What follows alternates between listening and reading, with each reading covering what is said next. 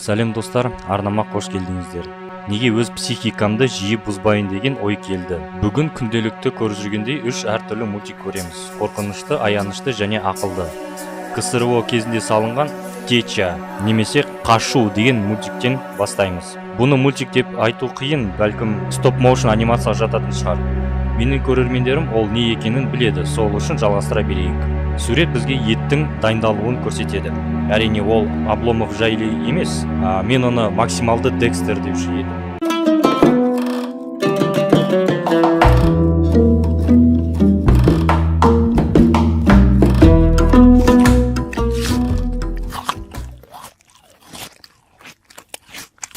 Кейбір сценалар әсіресе үлкейтіліп көрсетілген өте жиіркенішті. Сондықтан ақ-қара фильтр қойғаным дұрыс болатын шығар. Ол анимация не жайлы?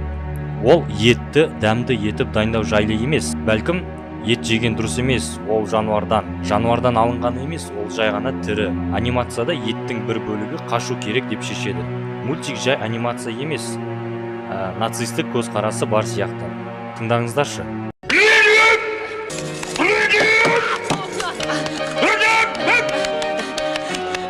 Шынымды айтсам, еттің дауысы өте қызық болып кеткен. Ет аман есен қашып, полкадан бауырларының жанып жатқанын қарап отырады.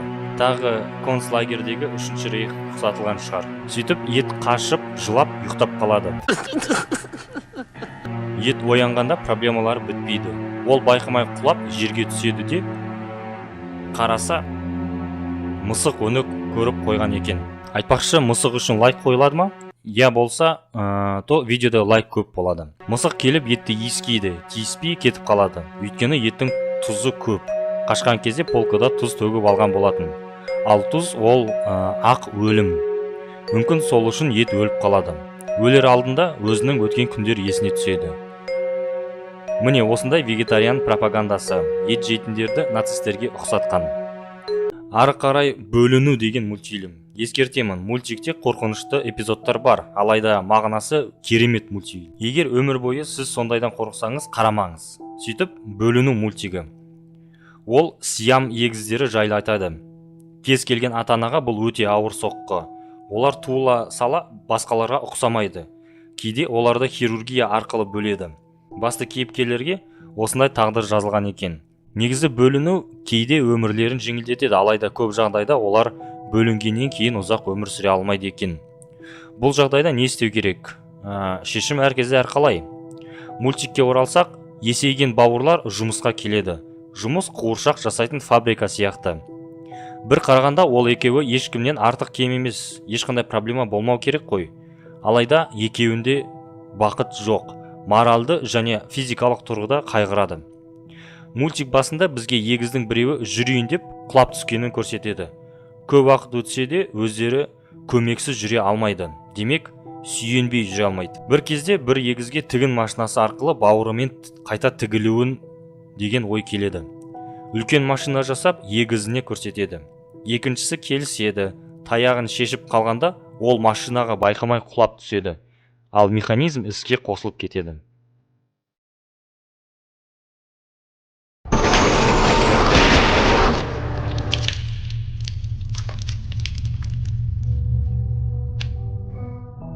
Біраз уақыт өтеді, қанша уақыт екені белгісіз. Бауырлар бұрын да красавчик емес еді, қазір қартайған сияқты. Бауыры костюм киіп, екіншісін киіндіреді. Өйткені ол киінуге жарамсыз болып қалған. Мультик сол басталған бөлмеде аяқталады. Екеуі төсекке жатып, бала кездеріндегі ойнаған ойыншығын құшақтап, осылай көз жұмады.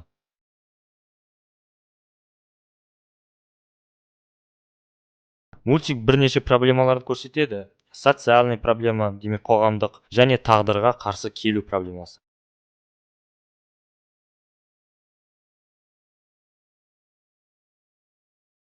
Келесі мультик аяқталатын сөзбен басталады. The End. Кім түсінбеді, ол мультиктің аты. Басында қолдан жасалған қарауыл пугало. Үстінен сот болып жатқанын көрсетеді. Өйткені ол өз міндетін атқармаған секілді. Демек, құстарды үркіту. Басты кейіпкер өте мейірімді еді, құстарды жақсы көретін басқаларға қарағанда. Қоғам оны түсінбей, сол үшін соттап, мерзім береді. Пугало түрмеде оянғанда сырттан бір шу естиді. Сыртқа қараса түрмедегілердің не күтіп тұрғанын көреді. Оларды өртеп тастайды екен. Тағы да ұйқыдан оянғанда торғайды көреді. Ол Пугалоны шұқып жырта бастайды.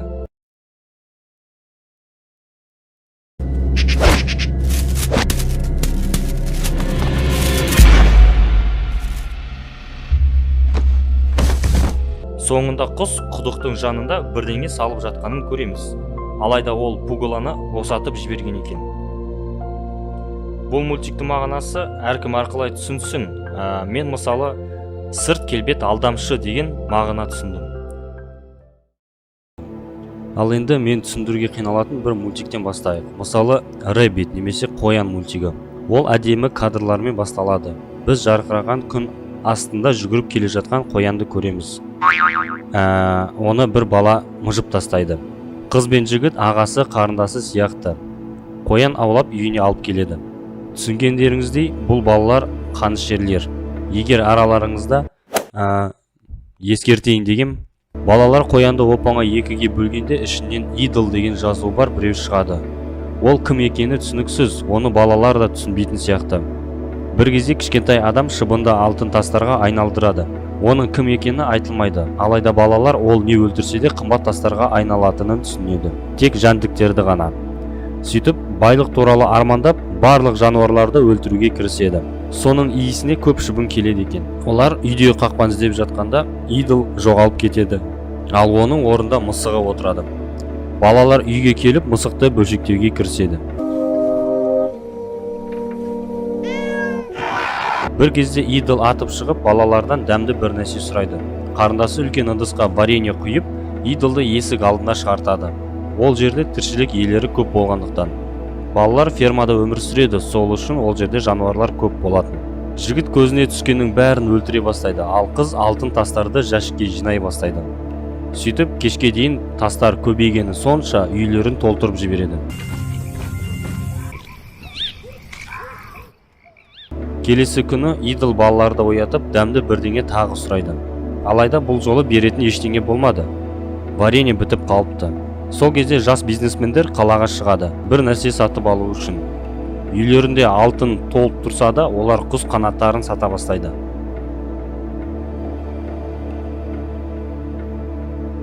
Осы кезде үйде идол жалғыз қалады. Не болып жатқанын түсіндіру қиын, қалай бар солай айтайын. Жынданған идол сиқырын ары-бері шаша бастайды. Бір кезде есік алдында қоянды көреді. Ол қоянды сәбізбен шақырғанда, қоян терезеден секіріп кіреді. Ол ауада еріп, кішкентай түрлі түсті адамдарға айналып кетеді. Идол бір кішкентай адамға мініп, ұшып жүреді де, олар осы кезде тигрге айналады.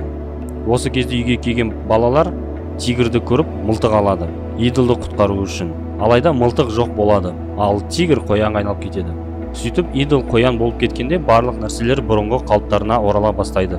Демек, алтындар қайтадан жәндіктерге айналып, екі баланы жей бастайды.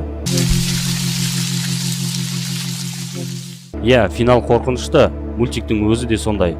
Түрлі түсті болғандығына қарамастан, анимация өлеңмен, эпизодтармен қорқынышын береді. Ал мағынасына келсек, ол қызғану темасын айтады. Соңында байлық балаларды өлтіреді.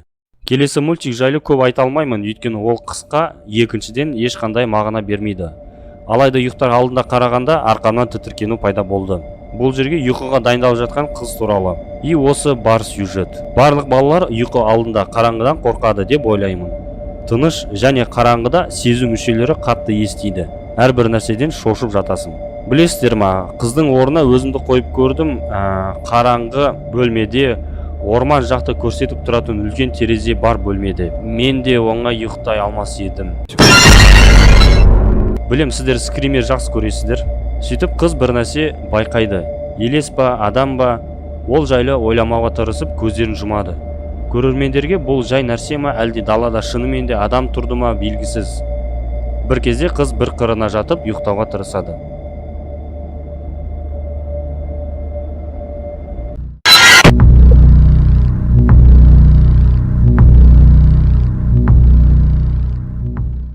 Ақыры ойландыратын анимация. Мультикке қатты ұқсамайды. Аты Dollface немесе қуыршақ келбет. Ол 2007 жылы YouTube-қа жүктелген екен. Сол үшін анимация бұл жерде робот қыз жайлы айтылады. Робот болғанда жай ғана жәшіктен шыққан қыздың беті. Робот қыз оянып, қарсы тұрған телевизорге каналды ауыстыра бастайды. Ауыстырып жатып, өзіне ұқсайтын бір қызды көреді. Ол кішкене боялған екен. Робот соны көріп, өзі де бояна бастайды.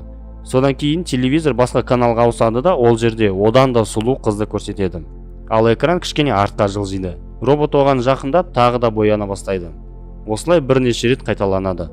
Ақыры телевизор артқа шегінгені сонша, робот қыз жақындаймын деп ортасынан сынып түседі.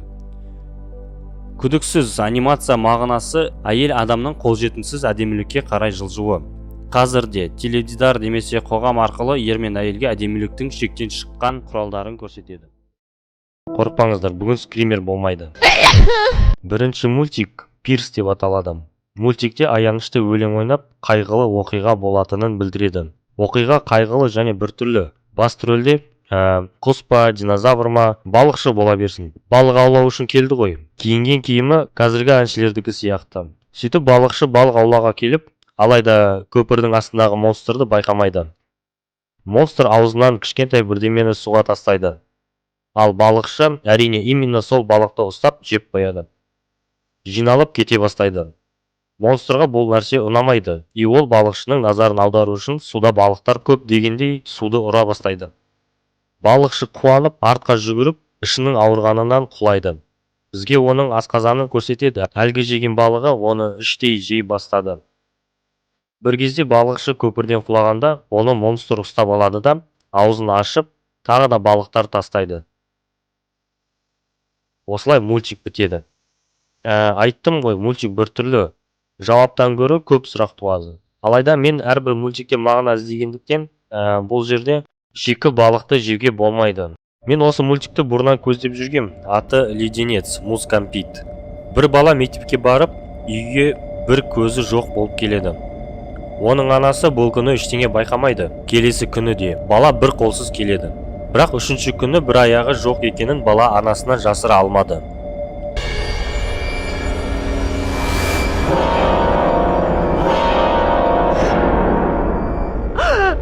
Келесі күні бала мектепке барайын десе, анасы жібермей, үйде қалуын талап етеді. Бала қатты ренжиді. Көңілін қалдырмау үшін анасы көп тәттілер әкеп береді.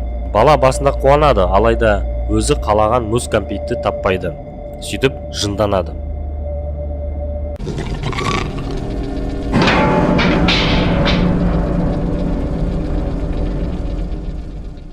Түнде анасы баланың бөлмесіне кіреді. Бәрі дұрыс па екен деп. Анасының орнында болсам шапалақ жетер еді. Бірақ бала ол жерде болмайды. Қорқып далаға жүгіріп шықса, мүгедек болып қалған басқа баланы көреді. Соның артынан жүріп отырып, керек жерге апаратынын түсінеді. Сөйтіп көп балалар жиналған бір зиратқа келеді. Олардың барлығы денесіндегі мүшесінен бір Муз Компитке арапастап, мүгедек болып қалуға дайын екен. Бұл оқиға тәттілер жайлы емес, наркотик және оның зиян екені туралы. Адамдар тағы бір доза үшін барлығын беруге дайын.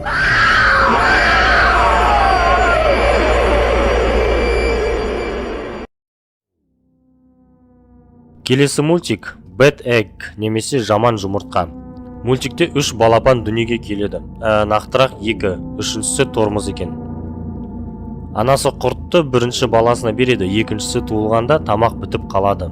Бірақ біріншісі інісімен бөліседі. Анасы тағы тамақ керек екенін түсініп, дүкенге кетеді. Осы кезде екінші туылған балапан көзіне жаман нәрсе елестейді. Анасы тамақ әкелсе, оған артылмай қалады деген. Осылай болуын қаламай, жұмыртқаны итеріп жібереді. Ол жарылып қалады. Артынан тірі бауырын да итеріп жібереді.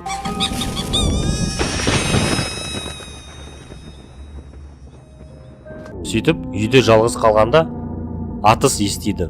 Ал құстар ұшып кетеді. Осы кезде анасы келіп, босап қалған үйді көреді. Ол баласына қарай секіргенде, оны аңшы атып тастайды. Соңында Ганди сөзін көреміз. Жер шары қызғаныштан басқаның барлығын тойдырады. Мультиктің мағынасы түсінікті, алайда көрсетілген реті дұрыс емес сияқты. Анасы артқа ұшып келе жатқанда өледі, бірақ 3 балапан аман болса да осылай болатын еді ғой, білмеймін. Қысқа метражды Күл мультигі отырыспен басталады. Отырыста әртүрлі адамдар, бірақ оларды идиотский күлкі біріктіреді. Алдарында күлмей отырған жігіт, оған күл деген сөзді көрсетеді. Жігіт күлмейді. Сол кезде батырманы басып, артына ағаш қадалады. Алдында күл деген жазуға қарап, жігіт қалай күлу керек екенін түсінбейді. Сөйтіп оған тағы да ағаш қадайды. Жігіт күле алмай қансырайды. Артынша жігіттің күлкісін көрмей өлтіріп тастайды. Осымен бітті. Мультикті әрқалай түсінуге болады. Мысалы, жаңа қоғамға кірген адам жайлы десе болады. Немесе мемлекет проблемасы болып жатқан нәрселерге қалай күлуге болады дегендей.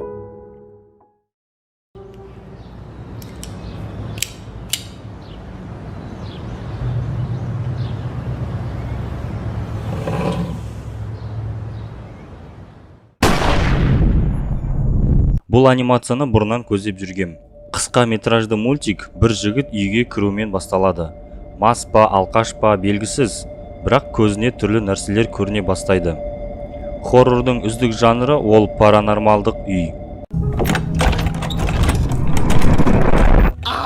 Үй басты кейіпкерге физикалық және психикалық әсерін тигізеді.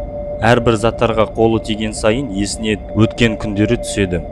Кішкентай бала, жүкті әйел және жанұя. Кейін біз жанұя және кішкентай бала жігітпен байланысты екенін көреміз. Інісі және жүкті анасы екен.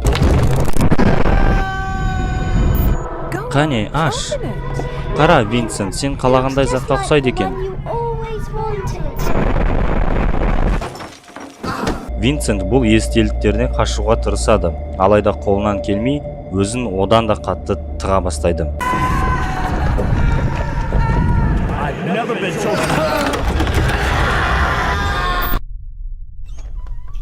Сәлем, Винсент. Қара, сенімен ойнағым келеді. Қойшы, Бенджамен. Кет, сенімен ойнағым келмейді. Бенджамен, саған ойнамаймын деп айттым ғой.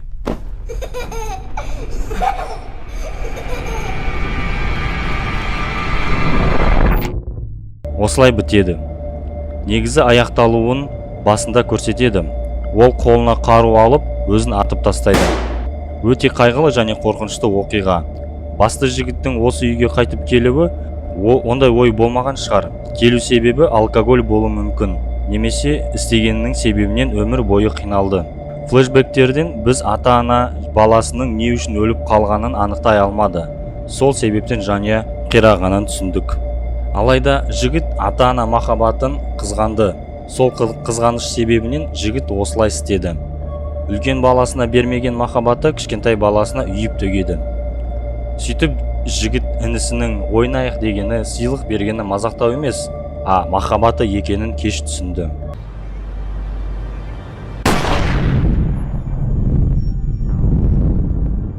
Осы видеоны ерекшелейін деп шынайы адамдар түсінетін бір анимацияны қостым.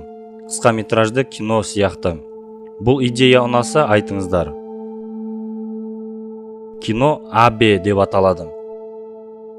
Не сөз екенін білмеймін, араб тілінен менің әкем деген сөз.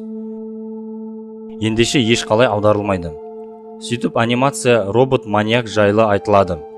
Негізі оқиға таныс, осыған ұқсас Detroit Become the Human ойыны ұқсайды.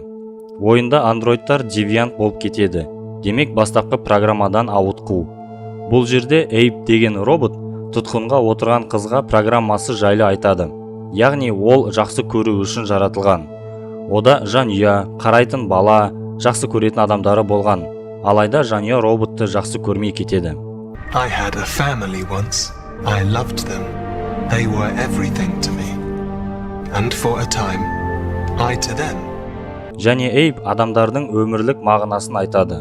Осының бәрі не үшін өмір сүру желаниясы қайдан пайда болады?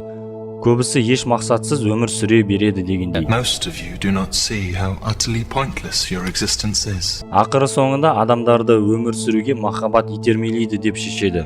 Адамдар жақсы көргенді және өзін жақсы көруін қалайды. Сол үшін өзіне жұп іздеп жануарлар асырайды және болашақта роботты да өзіне алады. Эйп жақсы көру үшін жаратылған. Адамда оған махаббаты өшкенде ол соларға программаны қайта орнатады. Кино соңында робот өзіне жаңа құрбандық табады, ал жақсы көруді тоқтатпайды және оны да жақсы көруін қалайды. Сені робот байлап қойып махаббат сұрау біртүрлі екен. Негізі анимация жаман емес, жеке маған кино толық ашылмады. Мысалы, бұл әлем қалай орналастырылған? Неге маниак робот көшеде ашық жүре береді? Ол кез келген адамдарды жақсы көріп қалады ма, әлде нақты біреуді іздейді ма? Сұрақ көп, алайда кино қызықты тема қозғады. Мысалы, адам өзін әрқашанда жақсы көрсін дейді, бірақ өзінің махаббатын толық бермейді. I wish I could stop falling in love.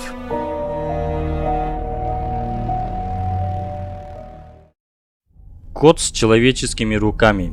Тағы да шынайы адамдар түскен қысқа метраж. Бұл жанрды хоррорға емес, қорқынышты ертегіге қосар едім. Яғни осыны достарымен отырып айтатын. Бұл кинода ешқандай қан, жест жоқ, бірақ түнде көргенде шынымен қорқытатын оқиға. Бізге екі адамды шал және үндемейтін жігітті көрсетеді. Олар құдыққа келгенде шал қорқынышты аңызды айтады. Аңызда бала адамның қолдары бар мысықты кездестіреді. Баланың мысыққа жаны ашып сипалайды.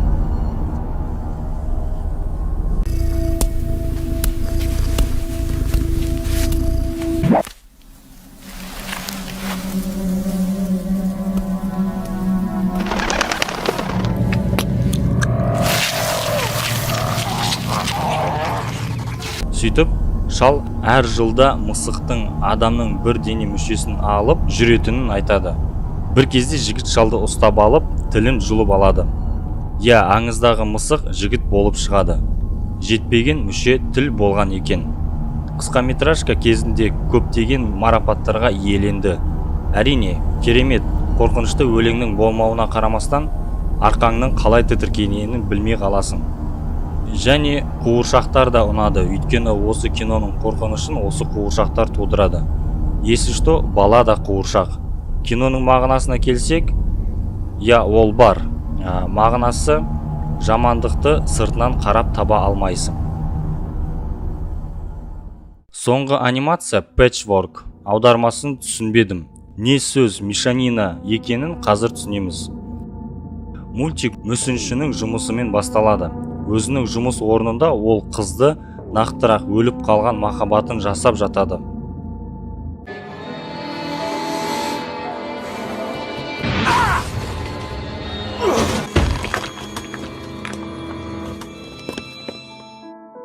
Кездейсоқ ол танысуға шақыру карталарын тауып алады. Ол бір кафеге келіп, басқа қызбен кездеседі. Өзінің қызына максималды ұқсайтын. Ол көп қыздармен кездесіп, ұқсас жерлерін белгілейді.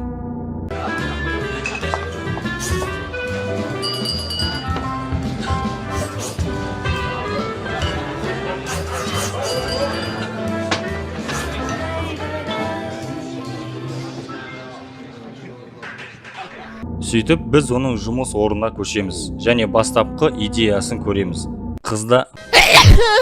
Қыздардың ұқсас жерлерінен өзінің қызын жасап шығару. Тек басы қалады. Үйіне соңғы қыз келгенде билейді, өлтіреді.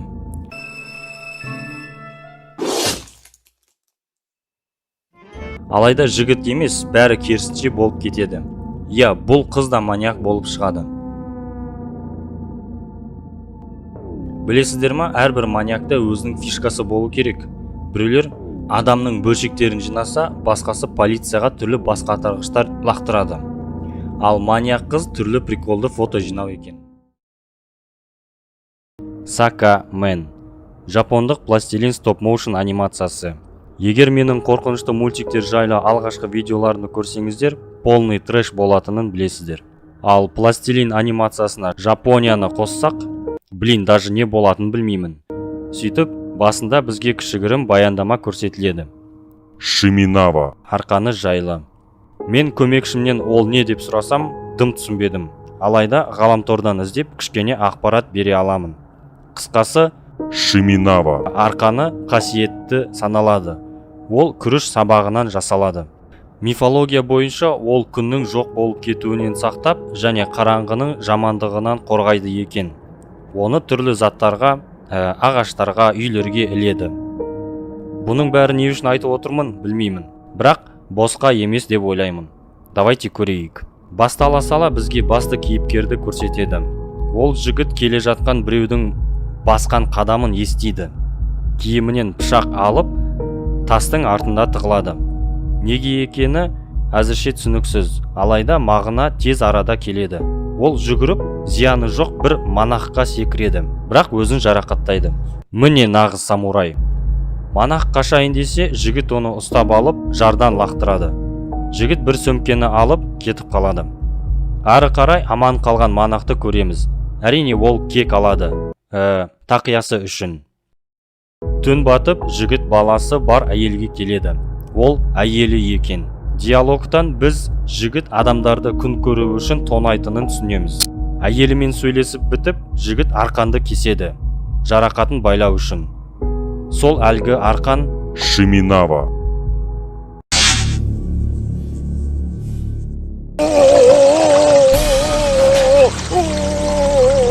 осындай пипецті Шиминава. ұстайды екен. 1-2 секундта жігіт үлкен бір хренге айналып көмек сұрайды.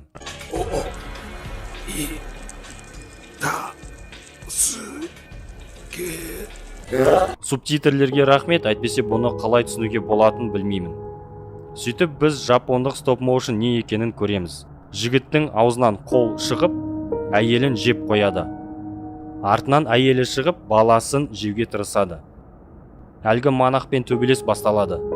Монах қолынан айырылып, алайда ол Шиминава. арқанын монстрға байлап үлгереді. Сөйтіп арқан монстрды жоқ қылады.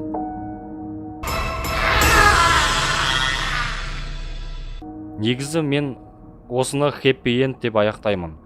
Бірақ осы мультикке жазылған комменттерді оқысам, кейбіреулері жапондық.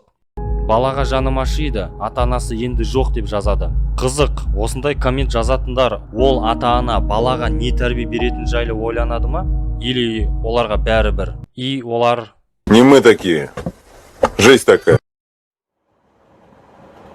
Келесі анимация Фрэнсис деп аталады. Анимация айтушының даусынан басталады. Ол өз балалық шағын, достарымен қоршалған табиғат қорына барғанын, жұлдызды аспан, ішуге болатын таза көлі бар жерді сипаттайды. Ол осы жерге достарымен барғанды жақсы көретін, алайда бір кезде осы жерде жек көріп кетті.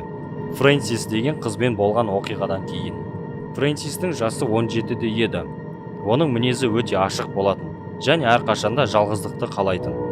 Бір кезде ол лагерден шығып, қайықты алып көлге барады. Жалғыз өзі. Аспанға қарап, дәптеріне ойларын жазып жатады.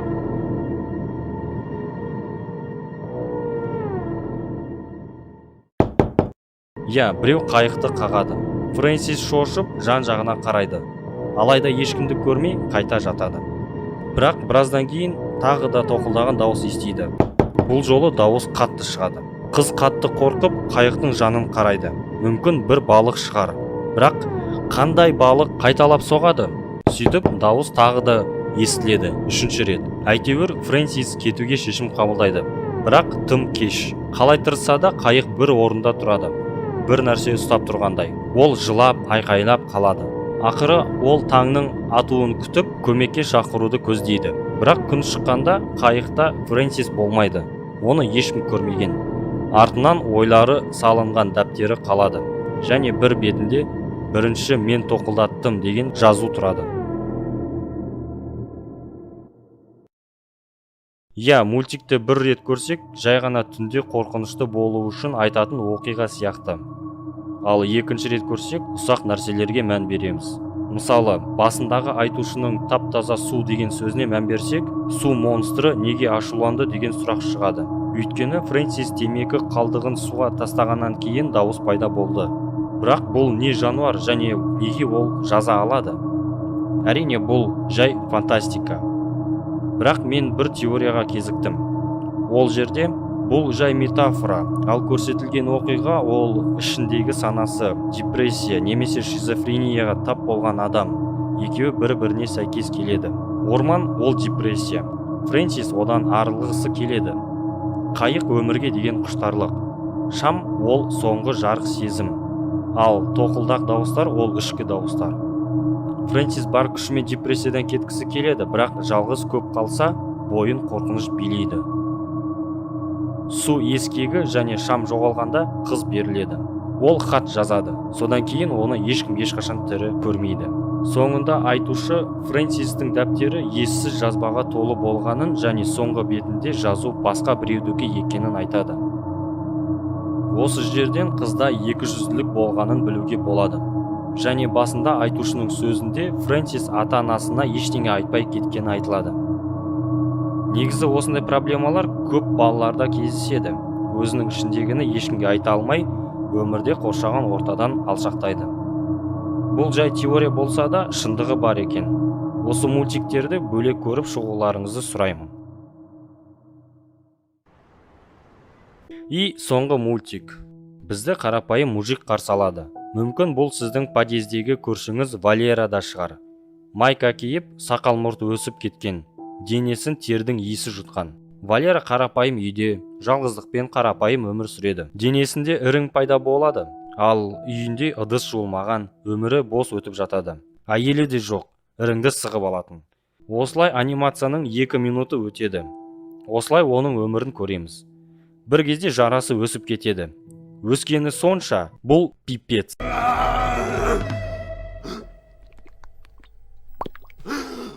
Бұндайды күтпедіңіздер. Я, жарасы тірі жанға айналады. Неге екені, бірақ мультикте бұл екеуіне қызыға қарайсың. Екеуінің достығына өзіңдікінен де қатты алаңдайсың. Бізге екеуі қалай уақыт өткізетіндігін, Валераның қайғы-мұңын, достық басқанын көрсетеді.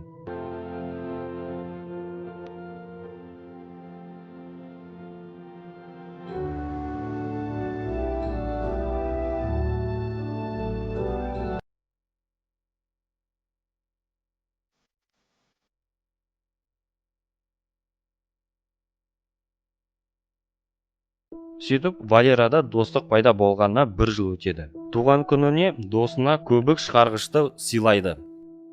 Оны терезеге үрлеп досы байқаусызда өліп кетеді. Қалай дегенменде, бұл өте аянышты анимация.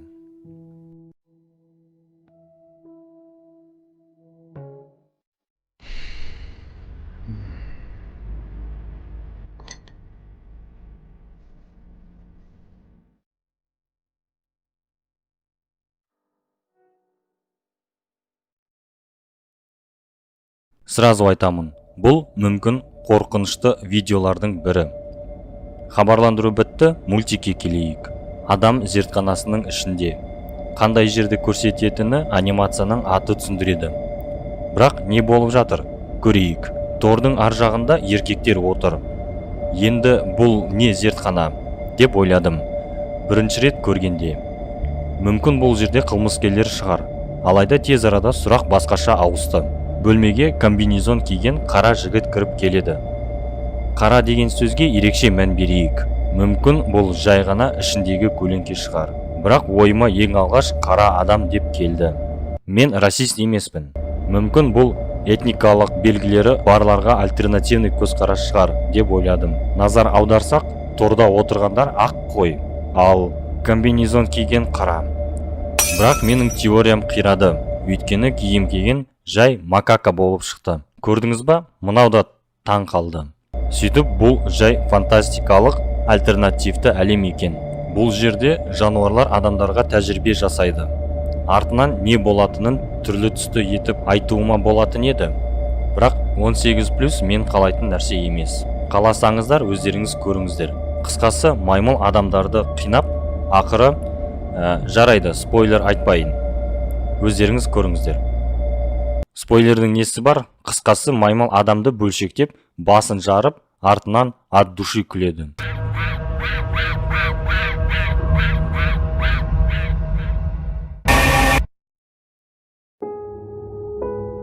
Ары қарай анимация терезеге қарап тұрған кішкентай бала туралы. Бос көшелерге менің мысығым кейде сөйтеді. Мен негізі кішкентай баланы және мысығымды түсінемін, өйткені ештеңе болмаса да далада ұсақ заттарға мән бересің. Алайда сол күні ерекшеленді. Бұл көрші терезедегі кішкентай қыз болды. Сыртынан қарасаң, қыз бен ұл бір жаста сияқты. Олар ұзақ тұрмады. Бала далаға ойнауға шығып кетті. 20 ғасырдағы әрбір бұзақы бала сияқты ол рогаткамен мысықтарға ататын. Я, ойлаңыздаршы, ғаламтор, телефон болмаған ежелгі заманда осымен айналысатын. Жақсысы қазір олар бар. Лайк, коммент қалдыруға болады. Так, сөйтіп рогатка. Бала көшеде мысықтарға атып жүріп, бір кезде оны қаппен ұстап алады. Бұл екі кемпір болып шығады. Өз түрлерімен экраннан мені қорқытып жіберді. Сөйтсе, бала бұл жерде құлдыққа жалғыз емес екен. Және бұл жерде қыз бар екен. Неге екені шашы жоқ. Мүмкін ол ауру шығар деп ойладым. Бірақ, бұл жер күрделі екенін түсіндім. Әрине, қорыққаннан бала жылайды. Бір апа оған да шапалақ беріп кетіп қалады.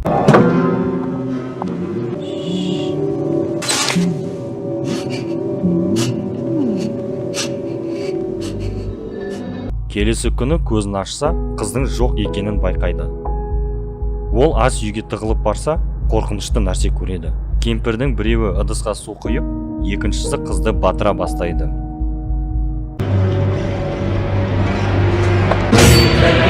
Кемпір оны көрді ма жоқ па белгісіз, алайда бала көргенін ешқашан ұмыта қоймас. Ол босаңсып қалады, не істеуін керегін білмейді. Оны тамақтандырып, жатқызып, осылай күндер өтеді. Бұның барлығы не үшін деп те сұрай алмайды. Кейде оларға бір адамдар келеді, бірдеңе алу үшін, ал кейде қашуға тырысады. Бірақ күннен күнге жағдай нашарлайды. Бір кезде оның шашын алады, әлгі қыз сияқты болады. Жақын арада сол қыз сияқты өлетінінің белгісі. Бізге кемпірлердің ас ішуін көрсетеді. Бұл жерде қызықты нәрсе жоқ. Мынадан басқа. Мына домалақ не екенін білмеймін, алайда қолды анық көрдім. Түсінгендеріңіздей, кемпірлер ганнибал болып шықты. Бұрыннан белгілі еді негізі. Түн батқанда бала кемпірлер бөлмесіне келеді. Неге екенін білмеймін, алайда соңында өкінетінін білемін. Өйткені оның көргені ол жай пипец. Бір кезде бір кемпір екіншісін жастықпен тұншықтырады. Мүмкін стол басындағы ұрыстың кесірінен шығар, соны айтуым керек еді. Неге ұрысқанын түсінбедім, ол маңызды емес. Ақыры кемпір жастықты алып, қалай айтсам екен, сүйісе бастайды. Мен бұны көрсете алмаймын, алайда сүйісу дыбыстармен аяқталады. Төсек оқиғасының аяқталуымен кемпір екіншісін итеріп жіберіп, төсек астынан біздің баламызды көреді. Төсек астынан оны алып, төсекке бірге жатады. Басқасы оны көріп, қызғана бастайды. Баланы өзіне алады. Осылай экшн кезінде өрт басталып кетеді. Бала осыны пайдаланып, есікті сыртынан жауып, қашып кетеді. Артынан өрт сөндіруші оны алып шығады. Білесіздер ма, бұның барлығы қорқынышты болмас еді, егер шын өмірде болмаса. Ол екеу емес, бір кемпір болды. Энрике Марди. Ол 19-20 ғасырларда балаларды ұрлап өмір сүрген. Оның өмір баяны мультиктерге, оқиғаларға ұқсас. Бұл әйел анимацияда да көрсетілгендей балаларды ұрлайтын. Олардан түрлі сусын, косметика, дәрілер, басқа нәрселер пісіретін. Ганнибализм жайлы ақпарат жоқ, алайда бай адамдар келіп тұратын. Кейде олар дәрілер алатын, ал басқалары бай педофилдер болды. Қорқынышты нәрсе. Оқиға немен аяқталды десеңіз, Энрике Мардиді түрмеде бірге отырған адам өлтірді. Ол немен айналысқанын білгеннен кейін. Достар, каналымды ақтарып, байқағаным, көп көрермендер қоңыраушаны баспаған екен. Егер мені басқа қызықты контент арасына жоғалтқыларыңыз келмесе, түзеп жіберейік. Және айтайын дегенім, Telegram парақшасы 3000 адам жеткенде қосылады. Бұйырса, барлығы сіздердің қолдарыңызда. Келесі анимация Into Doll деп аталады. Шынымды айтсам, бір рет көріп түк түсінбедім. Екінші рет көріп кішкене түсіндім, алайда түсінбегенге жақын болды. Сосын бірнеше рет қарап, түрлі коммент оқып, көбірек түсіндім, бірақ толық емес. Сөйтіп, балалар алаңынан басталады. Колесо айналып, шіріген әткеншек дауысы, шіріген шөп және жердегі бір тесік. Сол тесіктен біз Союз кезіндегі үйге келеміз. Мынау басты кейіпкер. Ол тапсырысты алып, тесіктен ойнап жүрген кішкентай қызды көреді. Ол ұзақ бақылайды. Иә, өте жаман оймен. Ой назарын басқа нәрсеге бұруға тырысады. Ас үйге кіріп, алайда бала дауысы қатты кедергі болады. Кейіпкер радионың дауысын көтеріп, қызды ойламайын десе, бірақ көңілі оған қатты ауады. Ол есікті ашайын десе, тұтқа сынады. Есік жоғалып кетіп, орнында кірпіш стенасы шығады. Стенаны ұрып, бірақ қыз артынан пайда болады. Ол кірпішті бұзып шығады. Кейін біз сол балалар алаңына ораламыз. Бұл кезде естіп қана қоймай, әткеншекті көреміз. Ал жігіттің қолында екі кішкентай аяқ киім болады. Сөйтіп, не болды? Талқылайық. Біз тапсырысты көреміз. Бұл бізге керек па жоқ па білмеймін. Бізге қызды көрсетеді. Сол қызыл аяқ киім киген. Бір кезде жігіт олай істемеу керегін түсініп, ойынан қызды шығаруға тырысады. Бірақ қаншалықты қалайтынын көрсетеді. Радио дауысы, басқа нәрселер бұл күнәдан құтқара алмады. Ол өзіне ойдан кірпіш стенасын жасайды. Бірақ қыз ойынан кетпейді. Қыз артында пайда болып, жігіттің жаман ойын іске асырады. Ақыры стенаны бұзып, өкіндіретін нәрсе істеп қояды. Ал жердегі тесік, мүмкін сол тесікте қызды көміп тастаған шығар. Бұл бірінші теория. Басқа теория бойынша, жігіт қылмыс жасамады. Біз жай жігіттің ойындағыны көреміз. Өйткені стенаны бұзғанда ешқандай қыз жоқ. Ал әлгі аяқ киім, ол Алиэкспресстегі тапсырыс. Или типа солай. Әрине, сіздердің ойларыңызды күтемін. Нақты жауабын бере алмаймын. Бұл қорқынышты мультиктің 13-ші бөлімі.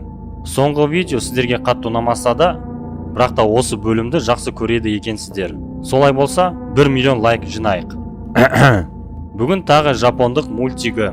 YouTube'та ол көп екен. Керегі жай ғана Жапония тілін білу, немесе Google аудармашы. Мынаны YouTube'та салсаң, міне. Көрейік. Негізі мен оны көрдім, сол үшін айтайын. Кино Бей деген жігіт әйелі және 3 қызымен өмір сүреді. Ата-ана қыздарға тәрбие бере алмады. Олар үшеуі үнемі төбелесе береді. Ұсақ нәрсеге бола. Ұсақ нәрсе болса да, керек емес заттар болса да төбелесе беретін. Сөйтіп, осындай төбелестің бірінде кішкентай қыз байқамай кесірткеге құлап түседі. Өлтіріп қояды. Қыздар оған мән бермей, шетке итере салады да төбелесті жалғастырады. Сөйтіп, түнде ай сәулесі түскен жерде Геккон кесірткесінің өлі денесі Веномдағы симбиотқа айналып кетеді. Ол су ыдысына кіреді. Қыздардың бірі кішкентайы тұрып, су ішкісі келеді. Сол әлгі кесіртке түскен су. Осы жерден басталады.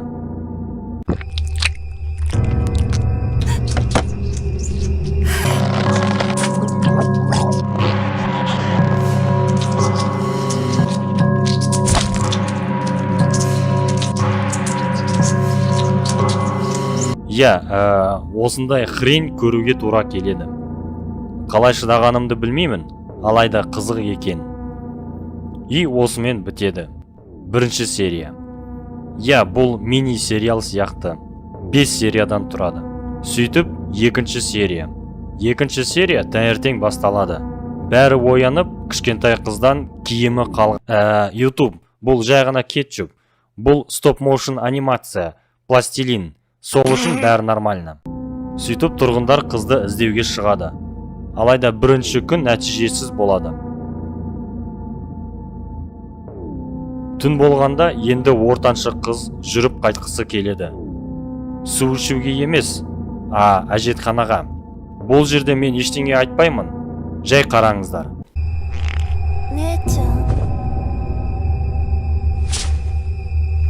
О, Иә, сіздер сияқты мен де осылай ойладым. Монстр болған кішкентай қыз ортаншы қызды жеп, Сиам егіздері монстр болып кетеді. Келесі таң атып, ата-аналар тағы да адамдардан көмек сұрайды. Әрине үлкен қызы қорқа бастайды. Сол үшін ата-ана кеш бата ұйықтамай отырады. Бір кезде сыртта дауыстар естіледі. Жігіт пышақты алып, не дауыс екен деп есікті ашады.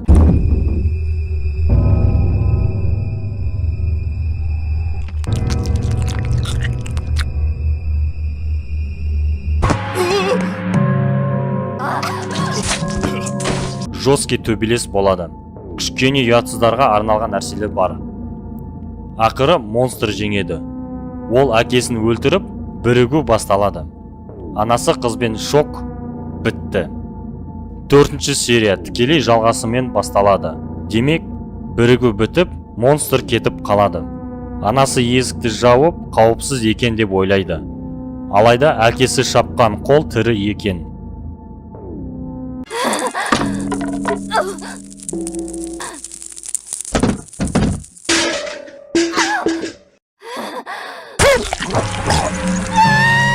Йо-майо, мына кез бірдеңені еске түсірді.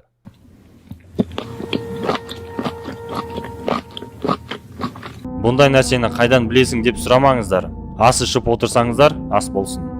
Түсінгендеріңіздей 4-ші серия басқаша сериялар аяқталғандай аяқталады. Бірақ соңында жазу шықпай тұрып, мынаны көрсетеді. Пластилиннен мынандайды қалай істейді? Мен көрдім. Мен өзім қысқаша мультик жасайын дедім. Міне мынау басты кейіпкер, ал мынау басты монстр. Сол үшін бұл идеяны қоя салдым. Сөйтіп, бұл экшн киноның 5-ші сериясы. Түн әлі бітпей, үлкен қыз қорқып дірілдейді. Бірақ ұзақ емес, монстр келе бастайды. Йо-майо, мынау мен көрген нәрселердің ең жиіркеніштісі шығар. Еске салсақ, бұл жай ғана пластилин анимациясы. Сол үшін монстрдың басындағы шаш қайдан алынғанын білмеймін. Бір кезде үлкен қызды жұта бастайды. Бірақ қыз пышақпен монстрды өлтіреді. Егер әлі ас ішіп отырсаңыздар, мен үлгермедім. Артынан бізге флешбек көрсетіледі. Мүмкін кесірткенің ойы шығар. Бізге қалай өмір сүргенін және немен демалғанын көрсетеді. Міне мысалы кесірткені құтқарған сцена. Үлкен қыз құтқарған. Ал мұнда кесіртке сол қызды құтқаруда. Бәрі керемет сияқты болды. Бірақ кесіртке бұл жанияның нағыз бетін көріп қалды.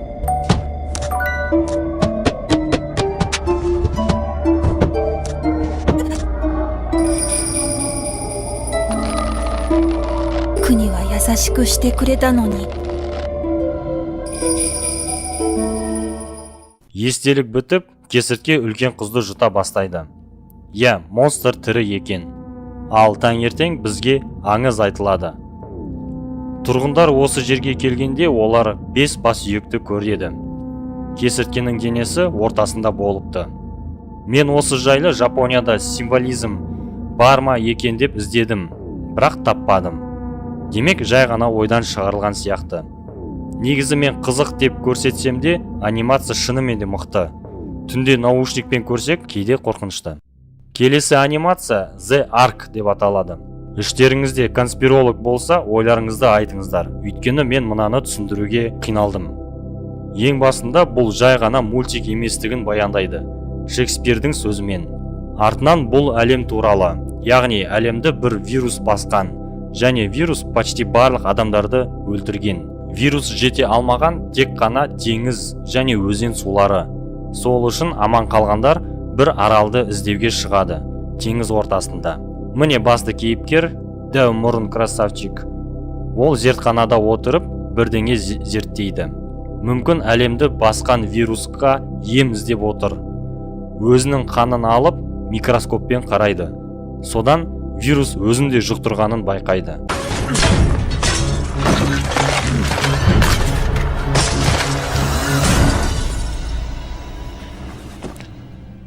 Келесі күні ма, әлде біраз уақыт өткенде ме, ол оянады.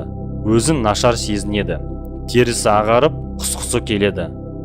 Ол шешімін тез табады, алайда батылы жетпейді. Сөйтіп тапанша алып сыртқа шығады. Сыртқа шығып бізге аралды көрсетеді. Мүмкін адамзат сол жерден амандық іздейді, басты кейіпкерден басқа. Ол басқа аурулар сияқты өзіне қол жұмсайын деп шешеді.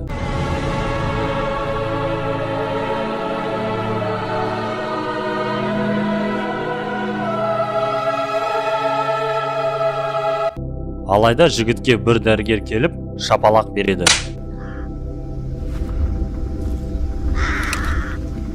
Кенеттен қолындағы тапанша есік тұтқасы болып кетеді. Және кенеттен ауру жұқтырған жас жігіт емес, ауруханадағы шал болып шығады. Осындай түрлі теория тудыратын мультик. Комментарий жазыңыздар. Ал мен бірнеше теория лақтырайын. Сөйтіп, бірінші сұрақ. Бұл не болды? Мен вирус және кеме жайлы айтып отырмын. Мүмкін жас кезіндегі болған оқиғалар шығар. Өйткені бізге жастық кезін көрсетеді. Кейін шаштары тез ағарады. Немесе ол шизофрениямен ауыратын шал. Ал ауруханада ол не аурухана белгісіз. Мүмкін қарттар үйі, мүмкін аурухана. Тағы бір теория Шекспирдің сөздері. Анимацияда көрсетілген үзіндіден бірдеңе түсіну қиын. Бірақ мен Макбеттің толық нұсқауын тапқанда анимациядағы көрсетілген ұқсас нәрселерді байқадым. Уақыт әр адамға әртүрлі өтеді. Біз кім екенімізді білеміз, кім болатынымызды белгісіз. Және тағы басқа. Ол жерде өмір мағынасыз. Бұл жерде үшінші, яғни тапанша, есік тұтқасы. Басында оған мән бермей, жай көрсетті деп ойладым. Не ұстап тұрғанын көрмей. Бірақ кейін ғаламтордан бізге үйреншікті есік тұтқасы көп ауруханада жоқ екенін таптым. Үйлеріңізде мынандай есік шығар, ал ауруханада көбісі мынандай болып келеді. Аурулар соған байлап, қылқынып, өзін өлтіріп қоймас үшін. Тұтқа шынымен де ауруханада қару ретінде қолданылады екен. Шекспирге келсек, шал Шекспирдегі кейіпкерге қатты ұқсас болып келеді. Ол өлім жақындағанын күтпей, неге қазір емес, бірақ оған батылы жетпейді. Артынан сол мүмкіндігінен айырылады. Дофига мультик көрдік, бірақ дофигасы қалды. Алайда оны түсіну қиын болып бара жатыр. Кейде не болып жатқанын мүлдем түсінбеймін. Бірақ тырысамын. Ал кеттік. Не тапқанымды көрейік. Бірінші анимация аты Фоксет. Басты ала салып, Эмили деген қызды көреміз. Сюжет бойынша ол шахтада жұмыс істейді. Әрине жанұясын асырау үшін емес. Негізі ол түлкілерді құлдықта. Түлкілерге кішкентайлар не үшін керек, білмеймін. Кейін айтармын. Сөйтіп бір кезде Эмили қашуға тырысады. Терезеге келеді. Өз үйінің терезесі екен. Ол жерде анасын көріп, шақыруға тырысады. Алайда анасы өзін ғана көріп, қызды көрмей қалады. Ары қарай бір түрлі нәрсе болады. Қыз бір дауыстар естиді. Ол дауыстар түлкі мен анасынан естіледі екен. Алайда анасы ештеңе байқамайды. Артына қараса өз қызын көреді. Міне осы үшін қорқынышты мультик жиі шықпайды. Сөйтіп соңында анасы ештеңе байқамай, жаңа қызын мектепке шығарып салады. Ал өз қызын түлкілер артынан келіп ұрады. Немесе Эмилинді талдырып жұмысқа алып кетеді, немесе өлтіріп тастайды. Сөйтіп, анимация не жайлы? Біріншіден анимация жасалғаны. Бұл мультикті менсіз көрсеңдер шынымен де қорқыныш сезіледі. Керемет атмосфера, музыкасы бар. Хоррорға керектің бәрі бар. Және ол стоп моушн. Хоррорға керегі де осы. Сюжетіне келсек, бұл жерде мағына әртүрлі. Әркім керегін табады. Алайда екі ой бар. Біріншісі қорқынышты түлкілер балаларды ұрлап жұмыс етеді. Ол былай да түсінікті болды. Екіншісі қызығырақ. Метафора жағынан көрсек, әрине фонарикпен жүрген түлкі мүмкін емес. Және бұл жердің оформлениясы. Өйткені қыз терезеге келгенде оның арты қараңғы екенін көреміз. Ол шахта. Әрине ол үйі шахта немесе тауда болғаны емес. Солай болуы мүмкін шығар. Бірақ үй ішінде шахтаға ұқсас ештеңе жоқ. Мүмкін екі параллельді әлем. Бірақ неге түлкі? Оларды түрі деп қарамасақ, қыздың ішіндегі жаман ойлар да шығар. Мүмкін анимация ата-ананың балаларының түсінбеушілігін айтатын шығар. Қыз анасына күлімдеп бірге мектепке шығады. Бірақ ішіндегі проблемаларды айта алмайды. Өйткені естілмей қалатыннан қорқады. Сол үшін ішіндегі проблемаларды шығармайды. Ал басқа әлемдегі Эмили ішкі қорқыныш ішінде, бетінде қорқынышы бар. Ал мына Эмили маска киіп күлімдеп жүреді. Мүмкін мағынасыз нәрсе айтып кеттім. Өздерің көріп шешіңдер. Келесі анимация мен жақсы көретін пластилин анимациясы. Ол тамырсыз жүрек деп аталады. Немесе сюжет бойынша екі бұзақы түнде тастанды үйге кіреді. Өздерінің сурет салу шеберлерін дамыту үшін. Сөйтіп бұл екеуі қандай адам екендерін көрсетеді. Бұл негізі сарказм, үй айдалада орналасқан. Бір кезде біреуі дауыстар естіп, есікті ашады. Бұл екеуі шынымен де ақмақ екенін көреміз. Жігітті әрине жауып тастайды. Өзінің досы. Не айтайын, қызықты пранк. Fatality. Біздің қалжыңбас бөлмеге не болады деп кіреді. Ары қарай өздеріңіз көріңіздер.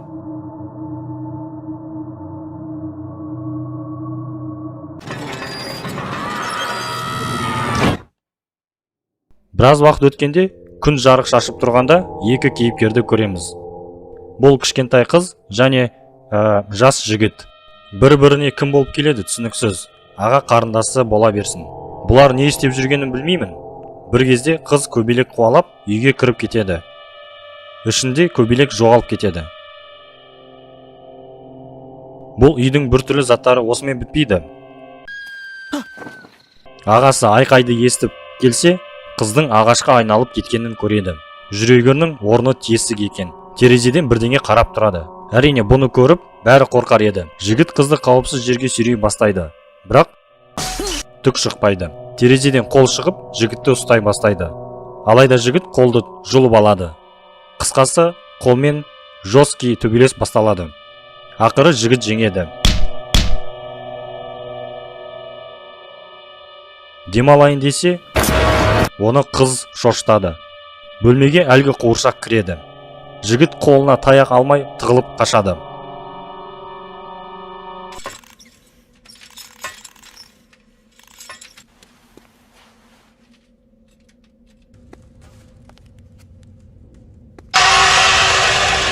Ары қарай түсіндіруге қиын эпик басталады. Өйткені өздерің көрсеңдер жақсы. Сөйтіп бұл қуыршақ неге екені құрбандарының жүрегін жинаған екен. Және неге екені түсініксіз, аяғы мынандай.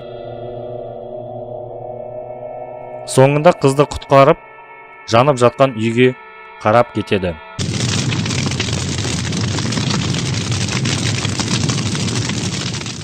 Мағынасын іздеудің де қажеті жоқ. Ал келесі анимация қызықты. Фотоның сол жағындағы адам. Аты осылай. Естеріңізде болса, бұл автордың мультигін көргенбіз. Ол бөліну деген мультик болған. Және адам қолымен мысық. Ақылды көрермендер арғырай не болатын білетін шығар. Өйткені бастала салып, құртты көрсетеді. Бұл басты кейіпкердің үй жануары екен. Мультикте ол жалғызсырап, жай бөлмеде ары-бері жүреді.